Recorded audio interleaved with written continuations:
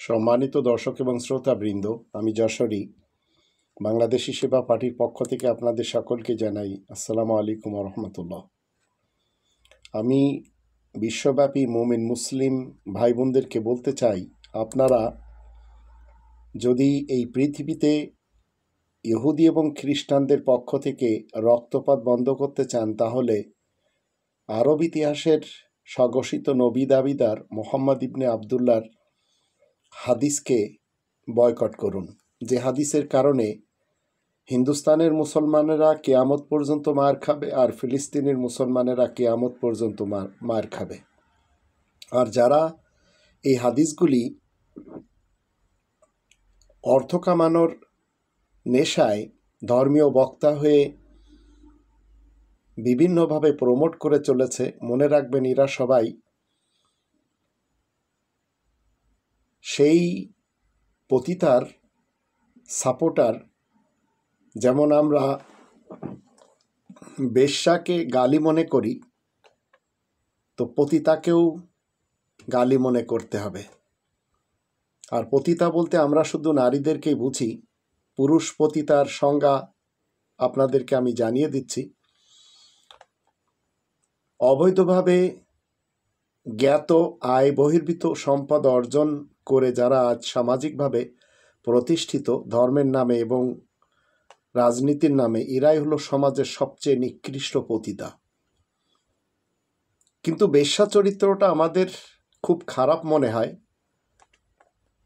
মনে রাখবেন, অর্থের বিনিময়ে যে নারী দেহ বেচে সে বেশ্যা হয়, আর অর্থের বিনিময়ে যে নৈতিকতা বেচে সেও বেশ্যা হয়। অর্থের বিনিময়ে যে ফাইল সই করে সেও বেশ্যা হয়। অর্থের বিনিময়ে যে চাকরিতে নিয়োগ দেয় সেও বেশ্যা হয়। অর্থের বিনিময়ে যে আসামিকে জামিন দেয় সেও বেশ্যা হয়। অর্থের বিনিময়ে যে দলের পদ বিক্রি করে সেও বেশ্যা হয়। অর্থের বিনিময়ে যে কোরআনের বিরুদ্ধে মানুষের বানানো মতবাদকে প্রমোট করে সেও বেশ্যা হয়। অর্থের বিনিময়ে যে নমিনেশন বিক্রি করে সেও বেশ্যা হয়। তবে যার বেচার মতো অবশিষ্ট আর কিছুই থাকে না, সেই নারী শুধু দেহ বিক্রি করে। তো ধর্মের নামে আমাদের দেশে আমরা জানি ধর্মের বেশ্যা ভরা, কারণ এদের কাছে কোরআনের ফায়সালা শোনানোর মতো শক্তি অন্তত নেই। কোরআনের যখন আমরা 5 নম্বর সূরা আল মাইদার 50 এবং 51 আয়াত দুটি দেখি, সেখানে আল্লাহ বলছেন, আফা হুকমাল জাহিলিয়াতি ইয়াবগুন ওমান আহসানু মিনাল্লাহি হুকমান লিকওমি ইউকিনুন।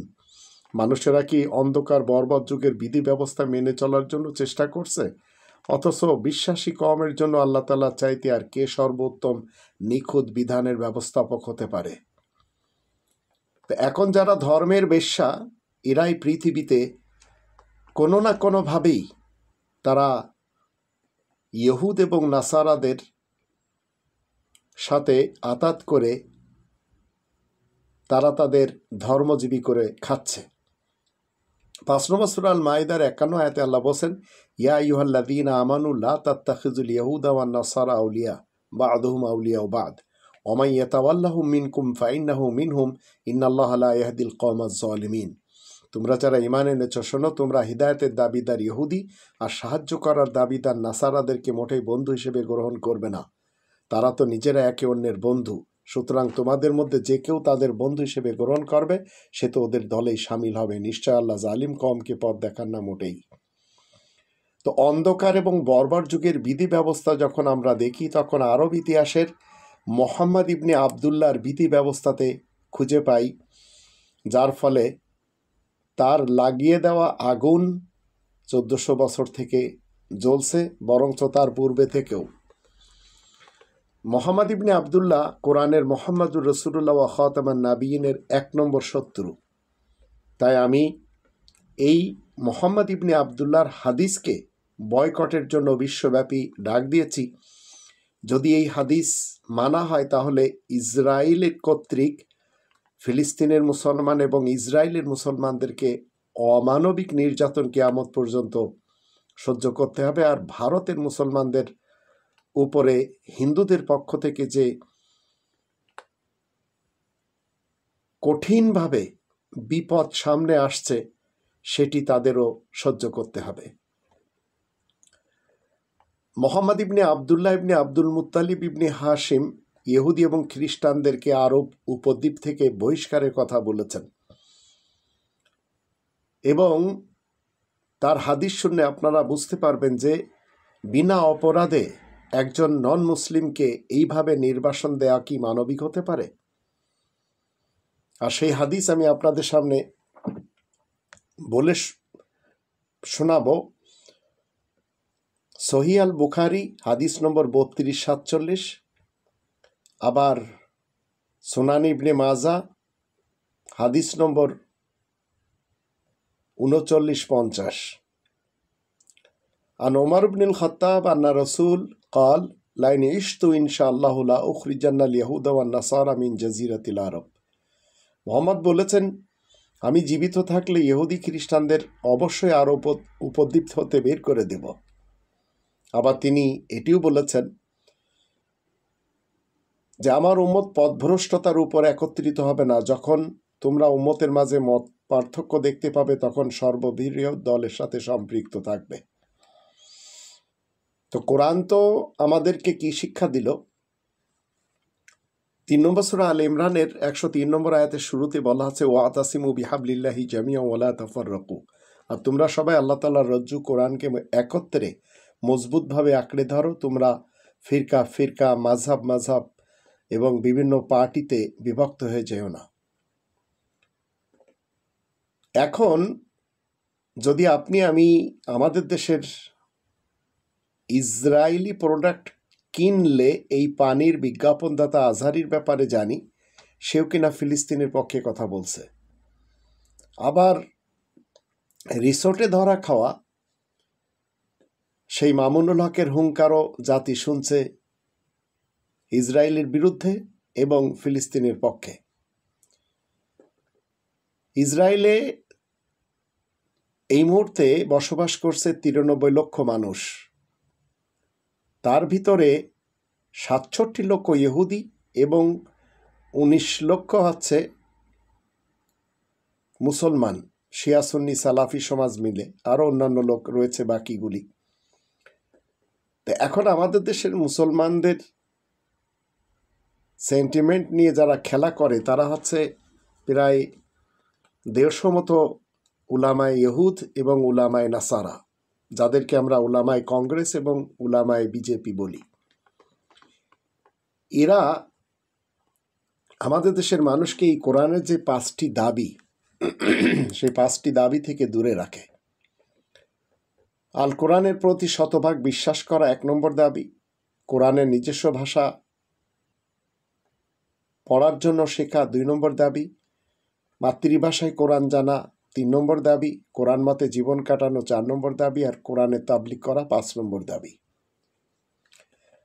তো আমাদের দেশের উলামাই ইহুদদের যখন আমরা দেখি, উলামাই নাসারাদের যখন দেখি, এরাই এই জাতিকে বড় আকারে 3টি ভাগে বিভক্ত করেছে। একটি হলো সালাফি মুসলমান, তাদেরও আবার 64টা ফিরকা রয়েছে। আর একটি হলো সুন্নি মুসলমান, এদের আবার শত শত ফিরকা রয়েছে। এদের বড় 2টি ফিরকা হলো বেরেলভি এবং দেওবন্দি মতবাদের। আর শিয়াদের রয়েছে 12টি ফিরকা, যদিও আরও ছোট ছোট টোটাল 32টা ফিরকা রয়েছে। এই ফিরকাগুলির ভিতরে যে সমস্ত মুসলমানেরা আজ দলে দলে বিভক্ত হয়েছে, এদের সকলের জন্য আমরা যখন ইসরায়েলের মুসলমানদের দেখি, তাদের ভিতরেও ফিরকা রয়েছে। আর ফিলিস্তিনের মুসলমানদের ভিতরে রয়েছে 10টি ফিরকা। তো আল্লাহ বলছেন 6 নম্বর সূরা আল আনআমের 65 নম্বর আয়াতে, কুল হুয়াল কাদিরু আলা আন ইয়াবআসা আলাইকুম আযাবাম মিন ফাওকিকুম আও মিন তাহতি আরজুলিকুম আও ইয়ালবিসাকুম শিয়া ওয়া ইযীকা বা'দাকুম বা'সা বা'দ উনজুর কাইফা নুসাররিফুল আয়াতি লাআল্লাহুম ইয়াফকাহুন। তুমি বলে দাও, আল্লাহ তাআলা তো এমন শক্তিও রাখেন যাতে আল্লাহ তোমাদের উপর থেকে কিংবা পায়ের নিচ থেকে আযাব পাঠাবেন, কিংবা তোমাদেরকে ভিন্ন ভিন্ন পার্টিতে ভাগ করে ফেলবেন, আর একে অন্যের সাথে লড়াইয়ের মজা চাখিয়ে দিবেন। দেখো তো আমি আয়াতসমূহ কেমন বিস্তারিতভাবে বলছি। তো এখন শুধু ইসরায়েলের মুসলমানদের সমস্যা না, সমস্যা বার্মার মুসলমানদের, সমস্যা ইন্ডিয়ান মুসলমানদের, আর এগুলি সমস্যাটা তৈরি করে দিয়ে গেছে আরব ইতিহাসের মোহাম্মদ ইবনে আবদুল্লাহর হাদিস। তো 4 নম্বর সূরা আন-নিসার 75 আয়াতে আল্লাহ বলছেন, ওমা লাকুম লা তুকাতিলুনা ফি সাবিলিল্লাহি ওয়াল মুস্তাদআফিনা মিনার রিজালি ওয়ান নিসাই ওয়াল বিলদান আল্লাযীনা ইয়াকুলুনা রব্বানা আখরিজনা মিন হাযিহিল ক্বরিয়াতিজ যালিমি আহলুহা ওয়াজআল লানা মিন লাদুনকা ওয়ালিয়্যান ওয়াজআল লানা মিন লাদুনকা নাসীরা। তোমরা আল্লাহ তাআলার রাহে তথা কোরআনের খাতিরে কেন কতলের মাধ্যমে প্রতিরোধ করবে না? মানুষের মধ্যে দুর্বল কিছু পুরুষ, স্ত্রীলোক ও শিশুরা ফরিয়াদ করছে, হে আমাদের রব, এই এলাকা থেকে আমাদেরকে বের করে নিন, এখানের বাসিন্দারা আমাদের প্রতি নির্যাতন করছে, আর আপনার কাছ থেকে আমাদের জন্য কোনো অভিভাবক দাঁড় করিয়ে দিন, আপনার কাছ থেকে কোনো সাহায্যকারী পাঠান।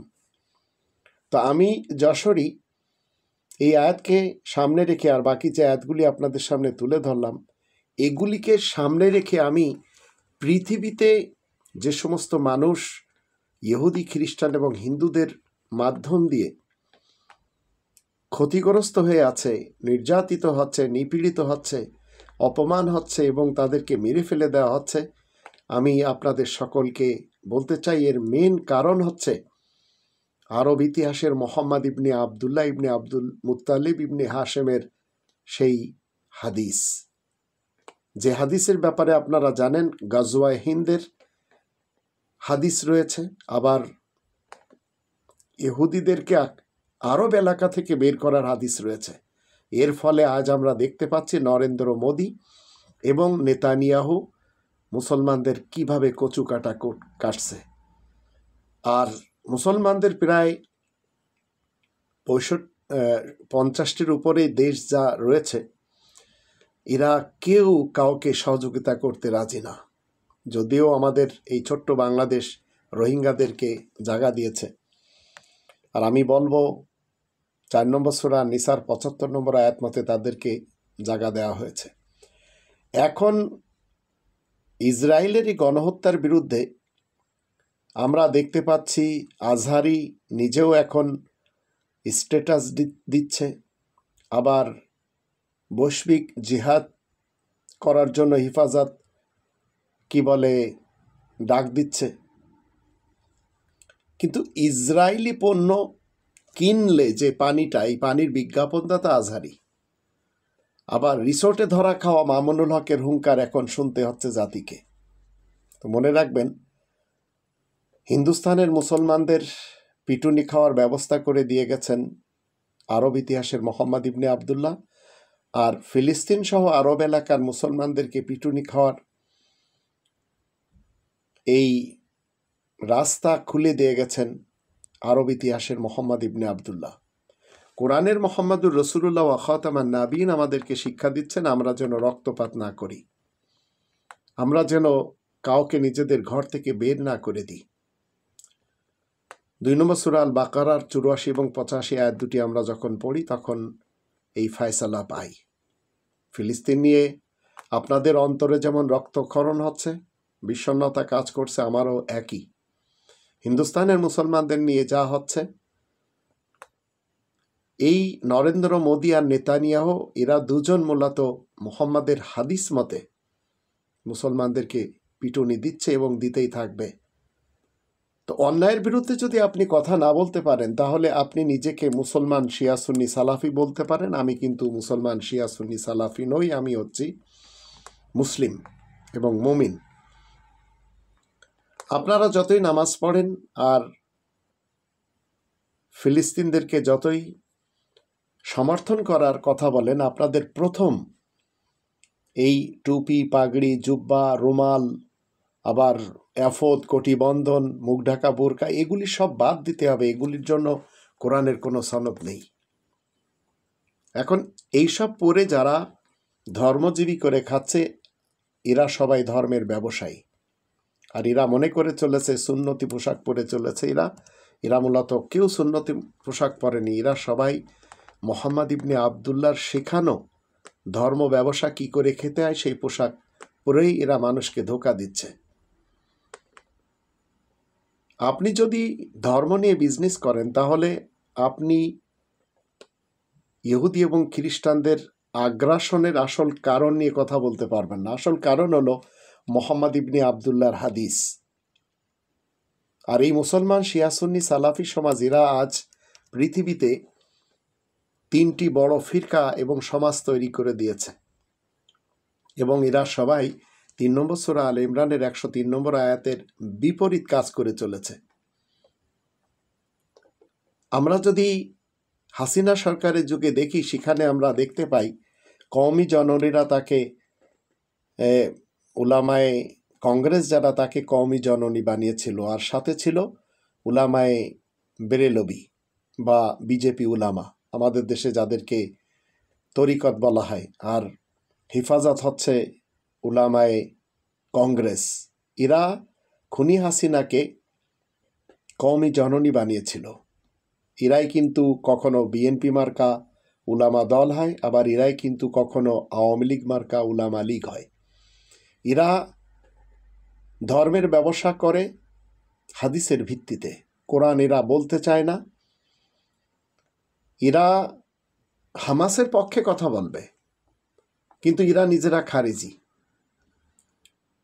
এদের আবার জায়নবাদীদের সঙ্গে উঠা বসা আমরা দেখতে পাই। আব্দুর রাজ্জাক বিন ইউসুফ, তাকে আমরা দেখতে পাই। আবার সৌদ বংশের এরা সমালোচনা করবে না। আবার নিজেদের দেশ ঠিক করার জন্য এরা কোনো দিন কথা বলবে না। এমনকি ডক্টর মোহাম্মদ ইউনুসকে এরাই কিন্তু সুৎখোর বলেছে। আবার এরা কখনো কখনো ডাক দেয় ইহুদিদের পণ্য বয়কট করতে হবে, কিন্তু মিজানুর রহমান আজহারি কিনলে পানির বিজ্ঞাপনদাতা। আবার সৌদির পেট্রোডলারের পোষা জায়নিস্ট অনুসারী মুসলমান এই আমাদের দেশের যারা উলামায়ে কুফফার রয়েছে, আর এদের হাতেই কিন্তু তৈরি এই জায়নিস্ট, এদের হাতেই তৈরি হচ্ছে ISIS টেরোরিস্ট যারা। আবার আফগানি টেরোরিস্ট, ইরাকের টেরোরিস্ট, সিরিয়ার টেরোরিস্ট, এরাই কিন্তু সবসময় মানুষকে কোরআনের বিপরীত নিয়ে চলে গেছে। এরা কখনো ইসরায়েলের উপরে অ্যাটাক করেনি। তো ইহুদিদের মতবাদ আমাদের দেশে প্রমোট করে এই উলামায়ে কুফফার সমাজ। এরা কোনোদিন আপনাকে আমাকে আসল জায়গাতে নিয়ে যাবে না, যেখানে বলা হচ্ছে হিন্দুস্তানের গজওয়া হিন্দ, এটি নিয়ে মোহাম্মদ যা বলেছেন সেটি তোমরা তৈরি করো। এর জন্য আমাদের দেশে আবু তহা আদনান বলেন, আবার কাজী ইব্রাহিম বলেন, কাজ করেই চলেছে। মনে রাখবেন, এরা কোরআন বিরোধী লোক। তো এরা হচ্ছে কৌশলে ইসরায়েল এবং ভারতের দালাল হয়ে কাজ করে চলেছে। গাজার জন্য আমি ব্যথিত, আর ব্যথিত না হইতে পারি না। আমাকে শুধু গাজার জন্য কাঁদতে হবে না, আমাকে ইন্ডিয়ানের যে কাশ্মীরিদের উপরে যত নির্যাতন, তাদের জন্য কাঁদতে হবে। আর এই মুসলমান সমাজ যারা সৌদি আরবের দালালি করে, যারা হিন্দুস্তানের দালালি করে, মনে রাখবেন এরা সবাই ভারতের র এবং ইসরায়েলের মোসাডের পক্ষ থেকে এদেরকে বসানো হয়েছে। তাই মিজানুর রহমান আজহারি কিনলে পানির বিজ্ঞাপন দিয়েই চলেছে। আর এরা কতটা সৌদির গুলামি করে, যখন ব্রিটেন 1948 সালে হিটলারের ধাওয়া খাওয়া ইহুদিদের জায়গা দিয়ে ফিলিস্তিনের ভূমিতে ইসরায়েল প্রতিষ্ঠার ঘোষণা দেয়, তখন থেকেই কিন্তু এই দ্বন্দ্ব। আর শুধু তাই না, কোরআন স্টাডি করলে আপনারা 17 নম্বর সূরা বানী ইসরায়েলের প্রথম 10টি আয়াত পড়লেই বুঝতে পারবেন এই দ্বন্দ্ব দুনিয়ার শুরু দিন থেকে লেগে আছে। আবার 9 নম্বর সূরা তাওবার 107, 108, 109 আয়াতগুলি যখন পড়বেন তখনও বুঝতে পারবেন। তো ফিলিস্তিনের এবং হিন্দুস্তানের মুসলমানদের নিপীড়ন কন্টিনিউ চালিয়ে যাবে যতদিন এই সৌদি আরবের এবং আমেরিকার দালালি করা এই যে উলামায়ে কুফফার যারা ঘুমটাওয়ালা ফতোয়াবাজ, এদের যখন আমি না চিনতে পারবো, এরা যতক্ষণ আপনাকে আমাকে আরব্য মোহাম্মদ ইবনে আবদুল্লাহর মিথ্যা হাদিসের বিপরীত বয়কটের ডাক না দিবে, ততদিন মনে রাখবেন বিশ্বের মুসলমান শিয়া সুন্নি সালাফি যেখানেই থাকুক মার খাবে। তাই আমি বিশ্বব্যাপী মুসলিমদের জন্য আরব মোহাম্মদের কোরআন বিরোধী মোহাম্মদুর রসুলুল্লাহ ওয়া খাতামান নাবিয়িনের বিরুদ্ধে যে হাদিসগুলি তৈরি করা হয়েছে সেই হাদিসের বয়কটের ডাক দিয়েছি। ফিলিস্তিন সহ বিশ্বের মুসলমানদের পিটুনি খাওয়ার মূল উৎসই হচ্ছে এই আরব ইতিহাসের মোহাম্মদ ইবনে আবদুল্লাহর কোরআন বিরোধী হাদিস। এর কারণে ফিলিস্তিনের মুসলমানেরা যেমন পিটুনি খাচ্ছে এবং খাবে, ভারতের মুসলমানেরাও পিটুনি খেয়ে আসছে এবং খেতে থাকবে। আমরা যদি বিশ্বব্যাপী মুসলিম এবং মুমিন হই, তাহলে আমরা এই ধরনের কোরআন বিরোধী হাদিসের বয়কটের জন্য ডাক দিতে পারি। আপনাদের সকলকে কোরআনের মোহাম্মদুর রসুলুল্লাহ খাতামান নাবিয়িনের পক্ষে আসতে হবে, যেখানে বলা আছে রক্তপাত করা যাবে না এবং কাউকে নিজেদের ঘর থেকে বের করা যাবে না। আর এগুলি হচ্ছে হাদিসের কারণে। তো মনে রাখবেন, মোহাম্মদুর রসুলুল্লাহর বিপক্ষে যে যদি আপনি মনে করেন যে ইহুদি এবং খ্রিস্টানদের এই কর্মের জন্য আপনারা ব্যথিত হচ্ছেন, তো আপনারা মূলত এখনও সাপোর্টে রয়েছেন সেই আরব ইতিহাসের মোহাম্মদ ইবনে আবদুল্লাহর। ফিলিস্তিনের উপর দখলদার ইসরায়েলি বাহিনীর বর্বর যে গণহত্যা, এর আসল কারণ হচ্ছে ওই হাদিস। আর ভারতের মুসলমানদের উপরে যে গণহত্যা এবং কাশ্মীরিদের যেভাবে নিপীড়ন করা হচ্ছে, এগুলি হচ্ছে সেই গজওয়া হিন্দের হাদিস। তো আপনাকে চিন্তা করতে হবে যে আপনি কোনোভাবেও এই হাদিস, গজওয়া হিন্দের যে হাদিস, সাপোর্ট করছেন কিনা। যদি সাপোর্ট করেন তাহলে আপনি নরেন্দ্র মোদীকে উস্কিয়ে দিচ্ছেন মুসলমানদের মারার জন্য। আর গজওয়া হিন্দ হচ্ছে এই মুসলমান সমাজের সর্বশেষ এই যুদ্ধ, যা আরব ইতিহাসের মোহাম্মদ ইবনে আবদুল্লাহর ভবিষ্যৎবাণী, যেখানে উল্লেখ করা হয়েছে ভারত উপমহাদেশে এই মুসলমান শিয়া সুন্নি সালাফিরা হিন্দুদের সাথে যুদ্ধ করবে আর সেখানে পরিশেষে বিজয় ঘটবে মুসলমানদের। আবার যদি আরব উপদ্বীপের কথা আমরা দেখি, মুসনাদে আহমদের হাদিস নম্বর 1691, আবার হুমায়দি হাদিস নম্বর 85, বুখারি হাদিস নম্বর 3053, 3168, 4431, মুসলিম হাদিস যদি আমরা দেখি, আবার 1637 আহমদ, আবার আবু দাউদের যখন আমরা দেখি 3029 এবং আহমদের 1935 হাদিস, মুসলিমের আবার 1767, তিরমিজির 1606, 1607, আবু দাউদ 3030, এই হাদিসগুলি যখন আমরা দেখি, সেখানে কি বলা হচ্ছে, আরব উপদ্বীপে কোনো ইহুদি খ্রিস্টান কিংবা মুশরিকদের বসবাস করতে দেওয়া হবে না। সেখানে বলা হচ্ছে, আবু উবায়দা থেকে বর্ণিত মোহাম্মদ এরশাদ করেন, আখরিজুল ইহুদা আহলিল হিজাজ ও আহলিল নাজরান মিন জাজিরাতিল আরব ও আলামু আন্না শিরার আন্নাস আল্লাযীনা তাখাযু কুবুরা আম্বিয়াইহিম মাসাজিদান।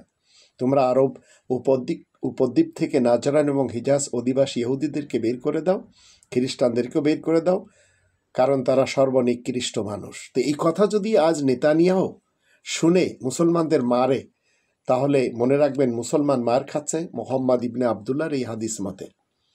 আবার বলা হচ্ছে, আবদুল্লাহ ইবনে আব্বাস থেকে বর্ণিত, মোহাম্মদ বলেছেন যে সেখানে বলা হচ্ছে, আখরিজুল মুশরিকিনা মিন জাজিরাতিল আরব ওয়া আজিজু আল ওয়াফদা বিন নাহবি মা কুনতু উজিজহুম।